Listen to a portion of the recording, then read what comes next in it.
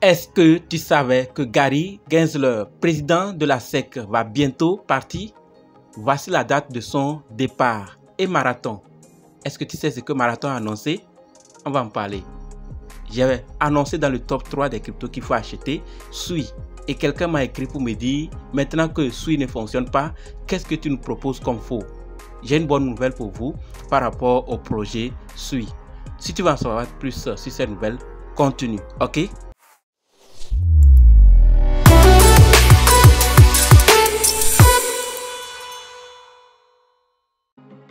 On commence avec Gary Gensler, président de la SEC. Mais avant d'en parler, je sais que tu as entendu parler des crypto-monnaies et peut-être tu as pu investir. Quelqu'un t'a aidé, tu as investi parce qu'il t'a dit investir dans tel. Mais est-ce que tu sais que toi-même tu peux analyser, acheter, vendre, sécuriser tes crypto-monnaies toi-même? Oui, avec la formation que tu vois actuellement, c'est possible de le faire toi-même et de fait être indépendant en crypto-monnaie. Tu vois les modules.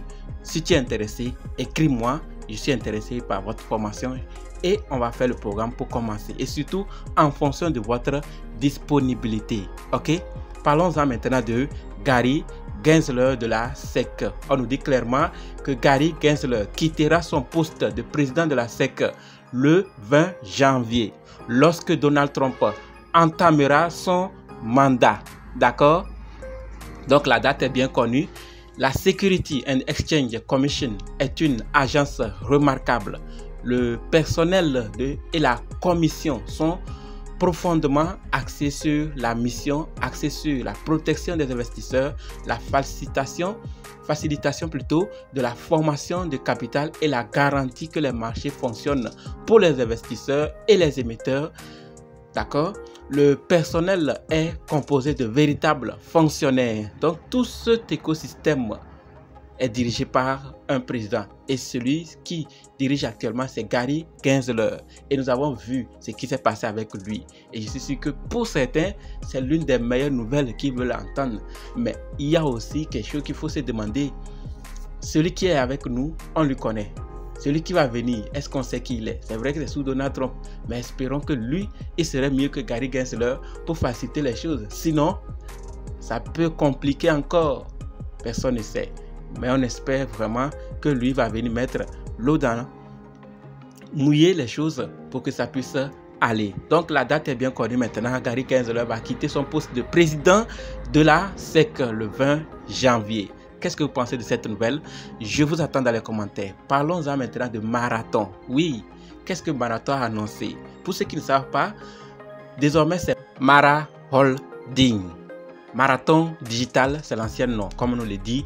Mara Holding, anciennement connu sous le nom de Marathon Digital, a annoncé la clôture réussie de son offre de billets de premier rang convertible à 0% pour $1 milliard à échéance 2030. Donc ils ont clôturé ça. Ça a bien réussi et on nous l'annonce. Retenez encore que ce n'est plus Marathon Digital, mais c'est Mara Holding. Les noms ne changent pas au hasard. Il y a sûrement beaucoup de choses qui ont modifié. Mais retenez que quand on va parler désormais de Mara Holding, c'est Marathon Digital. D'accord? Le mineur de Bitcoin prévoit d'allouer environ 199 millions de dollars du produit pour racheter ses billets convertibles existants à échéance 2026. Les fonds restants seront utilisés pour acquérir plus de Bitcoin. C'est la tendance actuellement. Les grosses multinationales, les entreprises et institutions affichent désormais leurs achats en crypto-monnaie et leurs intentions pour le Bitcoin. Au 31 octobre, Mara détenait 26 747 bitcoins dans son bilan. C'est ce qu'il dit.